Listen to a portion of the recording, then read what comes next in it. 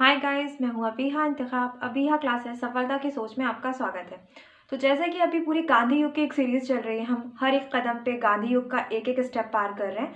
तो आज हम गांधी युग में पूरा जो पहला, दूसरा और तीसरा गोलमेज सम्मेलन हुआ है, पूरे 3 गोलमेज सम्मेलन और इरविन समझौते में बात करेंगे। तो आज पूरे इस वीडियो में इस टॉपिक को पूरा खत्म कर दिया जाएगा। तीनों गोलमेज सम्मेलन काफ़ी अच्छे से आपको पढ़ाए जाएंगे और इरविन समझौता, गांधी इरविन समझौता, जिसे दिल्ली समझौते के नाम से भी जाना जाता है। तो इन सब पे डिटेल से बात होगी और जो भी इंपॉर्टेंट पॉइंट्स हैं, जो क्वेश्चंस आ सकते हैं एग्जाम में, इनसे बाहर कुछ भी नहीं आएगा।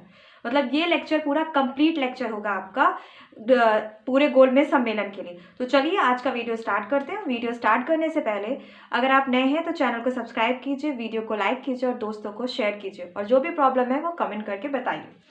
और चलिए स्टार्ट करते हैं गोलमेज सम्मेलन। चलिए देखिए, गोलमेज सम्मेलन, राउंड टेबल जो सम्मेलन चलता था, राउंड टेबल सम्मेलन कैसे स्टार्ट हुआ, इसके पहले बैकग्राउंड बात कर लेते हैं हम। कारण सबसे महत्वपूर्ण होता है। कोई भी चीज़ का कुछ ना कुछ कारण होता है। आप यहाँ पढ़ रहे हो या आप स्टडी कर रहे हो, आपके फ्यूचर में कुछ ना कुछ आपका लक्ष्य होगा, सपने होंगे, आप उसको प्राप्त करने के लिए कर रहे हो। तो बहुत से कारण थे जो गोलमेज सम्मेलन कैसे स्टार्ट हुआ, उस पर भी कारण बात कर लेते हैं। देखिए 1930 मैंने सविनय अवज्ञा आंदोलन काफ़ी अच्छे से डीपली पढ़ाया है। अगर आपको नहीं समझ में आता तो आप उस वीडियो को मेरे देखें। यहाँ पे मैं सिर्फ रिवीजन करवाती चलूंगी, बहुत जल्दी जल्दी चलूंगी। तो मैं सविनय अवज्ञा आंदोलन, साइमन कमीशन जो आया, उस पर भी बहुत जल्दी जल्दी बात करूंगी। लेकिन अगर आपको उसको अच्छे से पढ़ना है तो उस वीडियो को देखते हुए चलिए। लेकिन यहाँ पे जितना जरूरी है आपको पता होना, तभी हम आगे बढ़ पाएंगे। तो उस पर बात कर लेते हैं। देखिए 1930 में गांधी जी ने सविनय अवज्ञा नामक एक आंदोलन चलाया था। ठीक है, सविनय अवज्ञा नामक एक आंदोलन चलाया था, जिसका उद्देश्य क्या था? जिसका उद्देश्य नमक कानून जो बनाया था अंग्रेजों ने, उसको तोड़ना था। नमक कानून जो बनाया गया, उसका उद्देश्य क्या था? नमक कानून को तोड़ना था। जो गांधी जी ने सविनय अवज्ञा आंदोलन स्टार्ट किया था, उसका सबसे इंपॉर्टेंट, जिसे आप बोल सकते हो, उद्देश्य क्या था? नमक कानून को तोड़ना, जो अंग्रेजों द्वारा बनाया गया था। ठीक, ये कब स्टार्ट होता है? देखिए, हम बोलते हैं हिस्ट्री में आपको सन काफी अच्छे से याद होना चाहिए, क्योंकि हिस्ट्री जो है ना, वो सिर्फ तारीखों का खेल है। अगर आपको डेट्स अच्छे से याद है तो आपको वो टॉपिक समझने में आपका अच्छे से क्लियर है। ठीक, तो 1930 में सविनय अवज्ञा आंदोलन स्टार्ट करते हैं गांधी जी। 1930 में ही प्रथम गोलमेज सम्मेलन आयोजित होता है। ठीक है, कहां पे? लंदन में।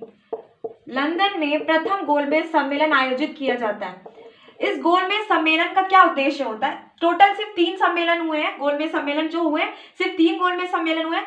प्रथम गोलमेज सम्मेलन 1930 में कहाँ आयोजित किया गया था? लंदन में आयोजित किया गया था। ठीक है, लंदन में आयोजित। इसका उद्देश्य क्या था, मतलब किस टॉपिक पे इस पर चर्चा होनी थी? तो टॉपिक था साइमन कमीशन। टॉपिक क्या था? साइमन कमीशन, जो एक कमीशन बनाया गया था। 1927 में इसको बनाया गया था। ये 1928 में भारत आई थी। ठीक है, फरवरी 1928 में ये भारत आई थी, ये कमीशन। इसके अध्यक्ष कौन थे साइमन कमीशन के? इसके अध्यक्ष थे जॉन कमीशन। ठीक है, जॉन कमीशन, जिनके नाम पे साइमन कमीशन को बनाया गया था। ये 7 सदस्य, ठीक है, 7 सदस्य कमेटी थी। ठीक है, 7 सदस्यीय कमेटी थी ये, और इसके अध्यक्ष जॉन कमीशन थे, जॉन साइमन थे, सॉरी गलत हो गया, जॉन साइमन थे। ठीक है, जिनके नाम पे एक कमीशन बनाई गई थी, जॉन साइमन के नाम पे साइमन कमीशन बनाई गई थी। तो इसका जो आप उद्देश्य कह सकते हो, जब साइमन कमीशन भारत आया था तो उसने क्या कहा था कि यहाँ की जितने भी कानून व्यवस्था है हम उस पर बात करेंगे, जितने भी यहाँ की पॉलिसीज हैं हम उनको लिखेंगे, उन पर बात करेंगे। तो देखिए, जब भारत की बात हो रही है तो कोई ना कोई भारत का प्रतिनिधित्व तो होना चाहिए, पर इसमें कोई भी भारतीय नहीं था। इस कारण से व्हाइट कमीशन भी नाम दिया गया। साइमन कमीशन को और क्या नाम दिया गया? व्हाइट कमीशन नाम दिया गया। क्यों? क्योंकि इसमें कोई भी भारतीय नहीं था, टोटल पूरे इसमें अंग्रेज थे। ठीक है, तो व्हाइट कमीशन इसको नाम दिया गया था। तो यही साइमन कमीशन, इसी साइमन कमीशन ने जो रिपोर्ट तैयार की थी, उसी रिपोर्ट पर 1930 में जो प्रथम गोलमेज सम्मेलन हुआ था, उस पर चर्चा होनी थी। सम्मेलन हुआ था, उस पर क्या होनी थी? चर्चा होनी थी। मतलब टॉपिक क्या था? साइमन कमीशन की रिपोर्ट टॉपिक थी, जो प्रथम गोलमेज सम्मेलन आयोजित हुआ है। देखिए यहाँ पे गोलमेज सम्मेलन है, तो प्रथम जो गोलमेज सम्मेलन आयोजित हुआ है, प्रथम, द्वितीय भी बात करेंगे हम और तृतीय भी बात करेंगे। तो पहले फर्स्ट वाले में बात कर लेते हैं। तो प्रथम गोलमेज सम्मेलन जब आयोजित किया गया था, उसका टॉपिक क्या था? साइमन कमीशन ने जो बनाई थी, रिपोर्ट अपनी बनाई थी, उस पर चर्चा करनी थी। तो देखिए भारत में वैसे ही मैंने बता दिया ये व्हाइट कमीशन था, इसमें कोई भी इंडियन नहीं था, तो भारत में इसका पूरी तरह से क्या हुआ, विरोध किया गया और इसके कोई भी जो भी इसने रिपोर्ट्स में लगाई अपनी उसको नहीं माना गया। तो जब पहले ही डिक्लेयर कर दिया गया 1928 में, इसको पूरी तरह से विरोध किया गया, नारे दिए गए साइमन वापस जाओ, ठीक है। तो जब ऐसे नारे भारत में आए तो 1930 में आप जब भारत के चीजों के लिए बात कर रहे हो, भारत की कानून व्यवस्था, भारत की नीतियां, तो उस कमीशन की रिपोर्ट आप कैसे लगा सकते हो चर्चा के लिए। तो 1930 में जब इस गोलमेज सम्मेलन को आयोजित किया गया तो चर्चा के लिए साइमन कमीशन की जो रिपोर्ट थी वो आयोजित की गई, किंतु इसमें कांग्रेस ने इस सम्मेलन का क्या किया, बहिष्कार किया। कांग्रेस ने इस सम्मेलन का बहिष्कार किया। कौन से सम्मेलन का, प्रथम गोलमेज सम्मेलन का बहिष्कार किया। और कांग्रेस के बिना, जो हालत कह सकते हो आप भारत की, भारतीय राजनीति की हालत ऐसी थी जैसे राम के बिना रामायण, ठीक है, जैसे रामायण बिना राम के कंप्लीट नहीं हो सकती थी, वैसे ही तत्कालीन परिस्थिति ऐसी थी कि बिना कांग्रेस के कोई भी राजनीतिक फैसले भारत के लिए नहीं जा सकते थे, क्योंकि एक बहुत बड़ी पार्टी के रूप में उभरी थी, आंदोलन या क्रांतिकारी पार्टी, आप जो भी उसे कह सकते हो उस टाइम की। तो कांग्रेस के बिना कोई भी डिसीजन नहीं लिया जा सकता था। तो अगर कांग्रेस ने सम्मेलन का बहिष्कार कर दिया, इस सम्मेलन में वो नहीं आए, तो इसका मतलब इस चर्चा का कोई भी, जिसे आप बोल सकते हो, निष्कर्ष नहीं निकाला जा सकता था। तो प्रथम गोलमेज सम्मेलन पूरी तरह से फेल हुआ, ठीक है। तो यहाँ पे हम क्या देखते हैं, प्रथम गोलमेज सम्मेलन क्यों फेल हुआ, क्योंकि उस पे जो चर्चा की जाए के टॉपिक रखा गया था, क्या टॉपिक रखा गया था कि साइमन कमीशन जो भी रिपोर्ट देती है उसी को चर्चा के आधार पे रखा जाएगा। पर हुआ क्या कि साइमन कमीशन का वैसे ही भारत में बहिष्कार हो चुका था, तो साइमन कमीशन की रिपोर्ट पे कैसे प्रथम गोलमेज सम्मेलन हो सकता था, और वही हुआ, कांग्रेस ने इसका बहिष्कार कर दिया और प्रथम गोलमेज सम्मेलन फेल हो गया पूरी तरह से, क्योंकि कांग्रेस ने इसमें पार्टिसिपेट किया ही नहीं था। देखिए यहाँ पे बात होती है, जो 1930 में यहाँ पे प्रथम गोलमेज सम्मेलन स्टार्ट होता है, 1930 में प्रथम गोलमेज सम्मेलन स्टार्ट होता है आपका, और 1930 में ही गांधी जी क्या स्टार्ट करते हैं, सविनय अवज्ञा आंदोलन स्टार्ट करते हैं। तो यहाँ पे ये आंदोलन काफी तेजी से बढ़ रहा होता है, ये आंदोलन, नमक कानून का जो आंदोलन रहता है, काफी तेजी से बढ़ रहा होता है, और उसी बीच ये सम्मेलन कर दिया जाता है। तो कांग्रेस इसका बहिष्कार कर देती है और कांग्रेस एक काफी मजबूत स्थिति में रहती है इस सविनय अवज्ञा आंदोलन के तहत। मतलब अगर कांग्रेस नहीं आ रही है तो इसको ऐसे चाय में मक्खी की तरह निकाल के नहीं फेंक सकते थे अंग्रेज, क्यों, क्योंकि कांग्रेस ने एक बहुत बड़ा मूवमेंट इंडिया में स्टार्ट कर दिया था सविनय अवज्ञा आंदोलन के नाम से, जो बहुत तेजी से फैल रहा था पूरे देश में। ये अलग बात है कि इसको काफी दबाया जा रहा था, दमनकारी नीति अपनाई जा रही थी, पर फिर भी ये बहुत तेजी से पूरे देश में फैल रहा था। तो इस कारण भी कांग्रेस इस आंदोलन के कारण भी काफी मजबूत स्थिति में थी। और जो हम आगे देखेंगे कि द्वितीय गोलमेज सम्मेलन होने से पहले एक समझौता होता है, जिस समझौते का क्या नाम रहता है, गांधी इरविन समझौता, या आप उसे दिल्ली समझौता भी बोल सकते हैं। देखिए बहुत इंपॉर्टेंट है ये गांधी इरविन समझौता, दिल्ली समझौता, क्योंकि इस समझौते के बाद गांधी जी की काफी आलोचना भी होती है। जो वामपंथी होते हैं वो इस गांधी जी को लेके बहुत ज्यादा नाराज होते हैं, गांधी जी के पुतले फूके जाते हैं, गांधी जी को काले झंडे दिखाए जाते हैं इसी आंदोलन के बाद। तो क्यों ऐसा होता है कि गांधी जी एकदम हीरो से विलेन बन जाते हैं, उसकी भी बात करते हैं कि गांधी जी अचानक कैसे विलेन बन जाते हैं समझौते के बाद। तो देखिए ये जो दिल्ली समझौता या गांधी इरविन समझौता, इरविन समझौता आप बोलिए, ठीक है, ये दोनों इसके नाम से जाने जाते हैं। 1931 में होता है, कब होता है, 1931 में होता है 4 मार्च को, ठीक है। पहले गांधी इरविन समझौता होता है, उसके बाद द्वितीय गोलमेज सम्मेलन होता है। तो पहला हम क्या देखते हैं, गांधी इरविन समझौते में क्या होता है, जो उस टाइम के गवर्नर रहते हैं भारत के, क्या नाम रहता है, लॉर्ड इरविन और गांधी जी के बीच एक मुलाकात होती है दिल्ली में, इस कारण से दिल्ली समझौता भी बोला जाता है। दिल्ली में एक मुलाकात होती है लॉर्ड इरविन और गांधी जी के बीच में, क्योंकि देखिए प्रथम गोलमेज सम्मेलन में कांग्रेस पार्टिसिपेट ही नहीं करती, भाग ही नहीं लेती। तो अब जो सरकार रहती है, ब्रिटिश हुकूमत रहती है, वो कहती है कि अगर हम बिना कांग्रेस के कोई भी डिसीजन लेते हैं तो पूरी तरह से फेल हो जाएगा। तो पहले क्या करो भैया, कांग्रेस से बातचीत करो, भाईचारा बढ़ाओ, जब भाईचारा बढ़ जाएगा, कांग्रेस थोड़ी हम सॉफ्ट हो जाएगी, फिर उसके बाद हम द्वितीय गोलमेज सम्मेलन करेंगे, तब तो उसमें कांग्रेस आएगी ही आएगी। तो पहले क्या किया जाता है, जैसे कि अगर आपके घर में शादी और आप अगर दुश्मन को अपने शादी का निमंत्रण देने जाते हो तो पहले क्या करते हो, पहले थोड़ा बात का सिलसिला आगे बढ़ाते हो कि पहले कार्ड देने पहुंच जाते हो, पहले कार्ड देने पहुंचे, पता चला उसने आपको कायदे से घर से बेइज्जत करके निकाल दिया। तो बिल्कुल वही होता है, लॉर्ड इरविन और गांधी जी के बीच पहले समझौता होता है, फिर द्वितीय गोलमेज सम्मेलन में, जैसे कि अभी आगे हम देखेंगे, कांग्रेस क्या करती है, भागीदारी देती है, पार्टिसिपेट करती है, वो भी पूरी तरह से फेल होता है, उसमें भी बात करते हैं। तो लॉर्ड इरविन और गांधी जी के बीच में क्या समझौते होते हैं? देखिए, लॉर्ड इरविन और गांधी जी के बीच में सबसे इंपॉर्टेंट समझौता जो रॉलेट एक्ट के तहत जो भी लगाए जाते हैं ना, कि बिना किसी की कोई भी सुनवाई के संदेहात्मक मुकदमा चलाया जाएगा, जो भी कहीं भी कोई भी आंदोलन करता रहेगा उसे क्या किया जाएगा, जेल में ठूस दिया जाएगा, और कोई भी मुकदमा कुछ नहीं, सीधे क्या की जाएगी, उसको सजा दे दी जाएगी। तो रॉलेट एक्ट के तहत ये भी जो भी कानून था, गांधी जी ने कहा आप इसको बंद करिए, हम इस कानून को नहीं मानते, और जितने भी लोग इस कानून के तहत जेल में बंद है, जो अहिंसा मतलब जिन्होंने हिंसा नहीं की, अहिंसा के रूप से जेल में बंद है, उनको क्या कीजिए, आप आजाद कीजिए। तो इस चीज को मान लिया इरविन ने, क्या किया, इस चीज को मान लिया, लेकिन अहिंसा रूप से, हिंसा वाले नहीं, अहिंसा रूप से, यानी कि जिनको जबरदस्ती जेल में ठूसा गया है उनको क्या कर लेना है, आपको रिहा कर देना, और लॉर्ड इरविन ने इसको चुपचाप मान लिया। गांधी जी की दूसरी क्या शर्त थी कि जो भी ये आंदोलन है, सविनय अवज्ञा आंदोलन है, सविनय अवज्ञा आंदोलन बंद नहीं किया जाएगा, सविनय उस तरह से, मतलब सविनय अवज्ञा आंदोलन चलेगा। तो उस पर इरविन ने कहा ठीक है चलेगा, किंतु चलेगा कैसे, इरविन ने तय किया। इरविन ने कहा कि सविनय अवज्ञा आंदोलन आपका चलेगा, किंतु कानून के दायरे में रहेंगे, कानून के दायरे में रह के आंदोलन चलेगा, मतलब कोई भी हिंसा नहीं होगी, बिल्कुल आंदोलन अहिंसा रूप से चलेगा, आप पुलिस वालों पे कोई अटैक नहीं करोगे, गोलियां नहीं चलाई जाएंगी, ऐसा कुछ भी नहीं होगा। यानी कि इरविन ने कहा इस आंदोलन को, आपको मूवमेंट को चलाना है, आप चलाओ, लेकिन चुपचाप बिल्कुल आराम से चलाओ। और एक शर्त गांधी जी की मानी गई और एक शर्त लॉर्ड इरविन की मानी गई। तो गांधी जी ने कहा ठीक है, इस आंदोलन को हम बहुत आराम से चलाएंगे, इस पर कोई भी, जैसे आप बोल सकते हो, उपद्रव नहीं होगा, अहिंसा नहीं होगी, और इस शर्त को इरविन ने, जिसे आप बोल सकते हो, गांधी जी ने मान लिया। और लॉर्ड इरविन ने क्या माना, लॉर्ड इरविन ने रॉलेट एक्ट के तहत जिनको भी जेल में बंद किया था, या जिन पे सजा हो चुकी थी, अहिंसा रूप से जो काम कर रहे थे, मतलब रॉलेट एक्ट के तहत जिनको पकड़ा गया था, उनको क्या किया गया, आजाद कर दिया गया। लेकिन इन सब मैटर में अभी तक तो गांधी जी हीरो थे, गांधी जी विलन कैसे बन जाते हैं? देखिए, 4 मार्च को ये समझौता होता है, ठीक है, 4 मार्च 1931 को समझौता होता है। वामपंथी नाराज हो जाते हैं गांधी जी के समझौते से, क्योंकि गांधी जी भगत सिंह, ठीक है, अब दिमाग खड़ा हो गया एकदम, भगत सिंह राजगुरु,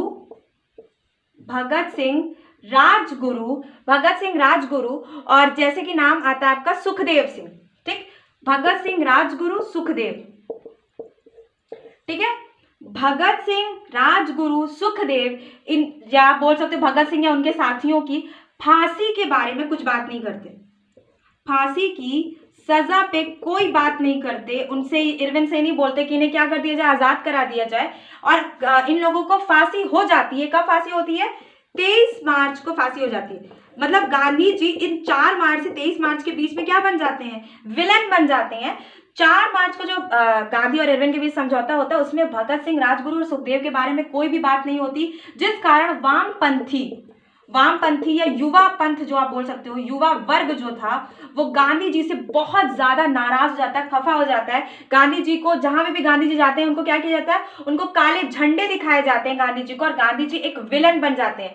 भगत सिंह, राजगुरु और सुखदेव के मैटर में गांधी जी का क्या हो जाता है, एक विलन की भूमिका पूरे इंडिया में दिखाई जाती है। तत्कालीन परिस्थिति ऐसी हो जाती है कि भगत सिंह इस मैटर में गांधी जी एकदम विलन बन जाते हैं, और यहाँ पे कहा जाता है कि गांधी जी ने अगर चाहा होता तो ये फांसी कैंसिल हो जाती, पर गांधी जी ने, देखिए, वहां पे जो पॉइंट रखा था, तत्कालीन परिस्थिति अलग हो सकती है, हर चीजें चाहने या ना चाहने से नहीं होती।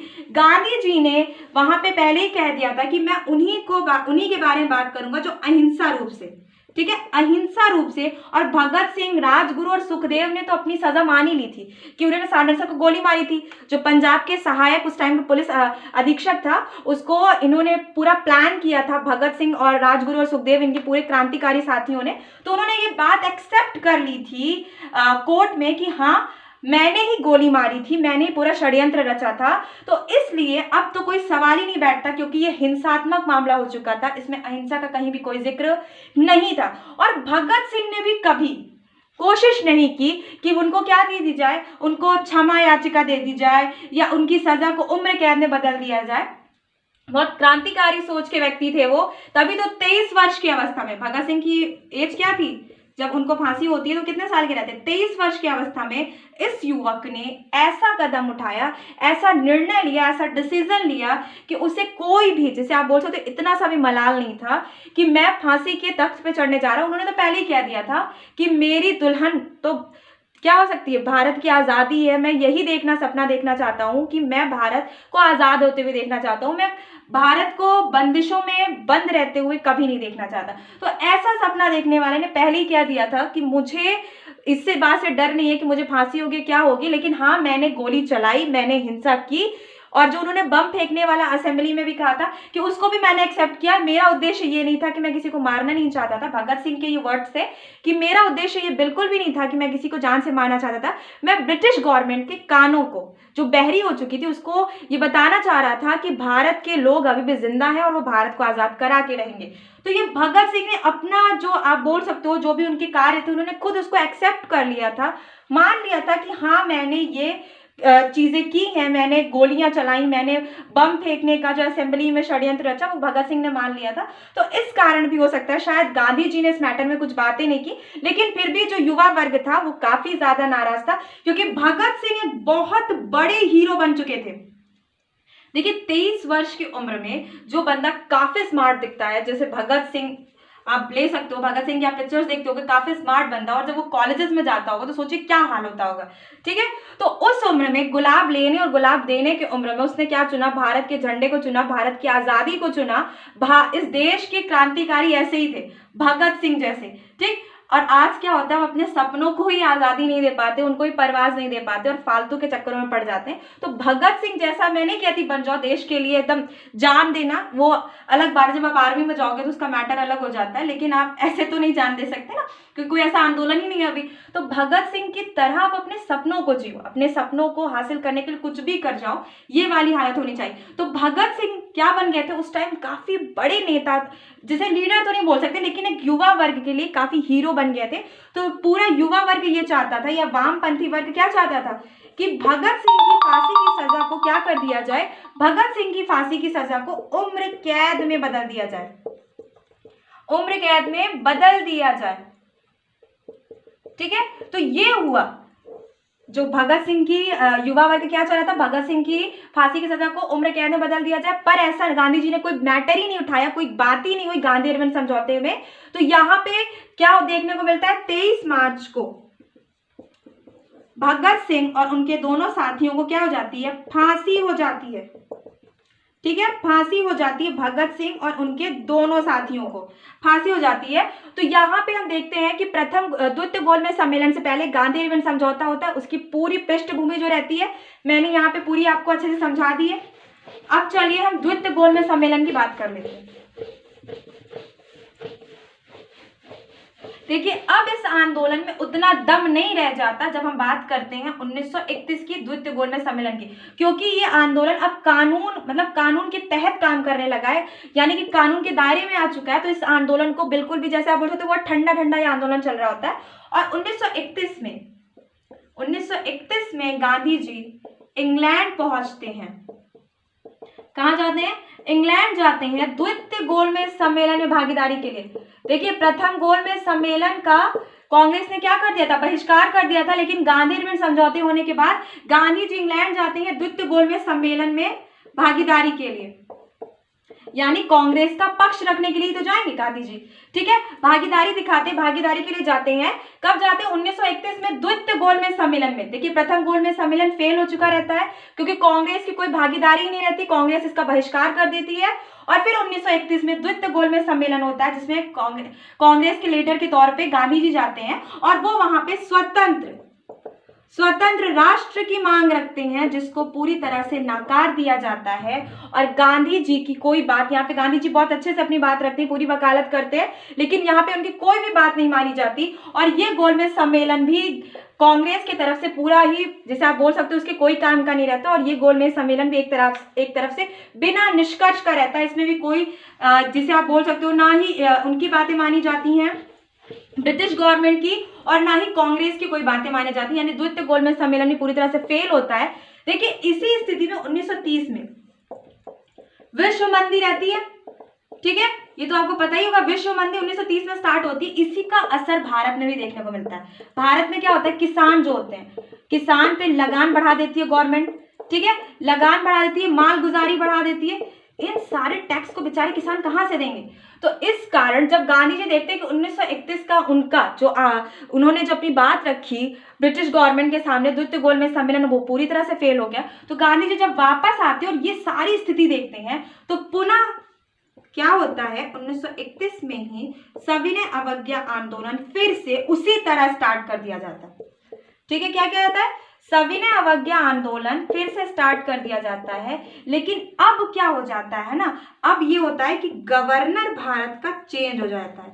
इरविन नहीं रहते, लॉर्ड वेलिंगटन रहते हैं, लॉर्ड वेलिंगटन रहते हैं, नए गवर्नर लॉर्ड वेलिंगटन रहते हैं। लॉर्ड वेलिंगटन क्या अपनाते हैं, दमनकारी नीति अपनाते हैं, और लॉर्ड वेलिंगटन इस सविनय अवज्ञा आंदोलन को पूरी तरह से कुचल देते हैं, यानी दमन कर देते हैं इस आंदोलन का। उस टाइम गवर्नर कौन रहता है, लॉर्ड वेलिंगटन, और वो कहते हैं कि कांग्रेस से बात करना ही बेवकूफी थी ब्रिटिश हुकूमत की, यानी जो इरविन समझौते से बात हुई, द्वितीय गोलमेज सम्मेलन से पहले जो बात होती है, ये बोलते हैं, लॉर्ड वेलिंगटन बोलते हैं कि गलत बात हुई, ऐसी बात ही नहीं करनी चाहिए, हमें चुपचाप इस आंदोलन को क्या कर देना चाहिए, पूरी तरह से समाप्त कर देना चाहिए, दमन कर देना चाहिए इस आंदोलन का। और क्या देखने को मिलता है, धीरे धीरे ये आंदोलन खत्म होता जाता है, ठीक है। और 1932 में क्या होता है, हम बात करेंगे कि कैसे कांग्रेस इस आंदोलन को वापस लेती है। धीरे धीरे दमन होता रहता है इस आंदोलन का, लेकिन 1932 में एक सबसे बड़ा मूवमेंट क्या होता है, कांग्रेस को गैर कानूनी घोषित कर दिया जाता है। क्या कर दिया जाता है, गैर कानूनी। अभी देखिए ब्रिटिश हुकूमत हाथ मिलाती है, सब कुछ करती है 1931 में, लेकिन फिर 1932 में 31 में जैसे गांधी जी फिर से स्टार्ट करते हैं सविनय अवज्ञा आंदोलन, फिर 32 में क्या होता है, ब्रिटिश हुकूमत अपना असली रंग दिखाती है और कांग्रेस को गैर कानूनी पार्टी साबित कर देती है। तो यहाँ पे आप जैसे बोल सकते हो, कांग्रेस के बहुत से बड़े बड़े नेताओं को, गांधी जी को, नेहरू जी को पुनः जेल में वापस बंद करवा दिया जाता है और आंदोलन को एकदम समाप्त करने की कोशिश होती है। और 1933 में क्या होता है, आंदोलन निलंबित होता है, और 1934 में आधिकारिक रूप से कांग्रेस इस आंदोलन को वापस ले लेती है, ठीक है। कब लेती है, 1934 में आधिकारिक रूप से डिक्लेयर कर देती है कि इस आंदोलन को हमें क्या करना है, वापस ले लेना। 1933 में से निलंबित किया जाता है। देखिए मैंने प्रथम और द्वितीय पे बात कर ली, कैसे सविनय अवज्ञा आंदोलन खत्म हो जाता है इस पे बात कर ली। अब बचता है सिर्फ हमारा तृतीय गोलमेज सम्मेलन, यानी तीसरा गोलमेज और सबसे आखिरी गोलमेज सम्मेलन, जो 1932 में होता है। 1932 में कहाँ होता है, लंदन में होता है, जिसमें कांग्रेस भागीदारी नहीं देती, कांग्रेस की कोई भी नेता इसमें पार्टिसिपेट नहीं करते, कांग्रेस बहिष्कार करती है, या आप खुद बोल दो कि कांग्रेस ही का ही बहिष्कार हो चुका है, गैर कानूनी हो गई है। तो यहाँ पे भागीदारी नहीं रहती है कांग्रेस की, ठीक है, कांग्रेस की कोई भी भागीदारी नहीं रहती इस गोलमेज सम्मेलन में।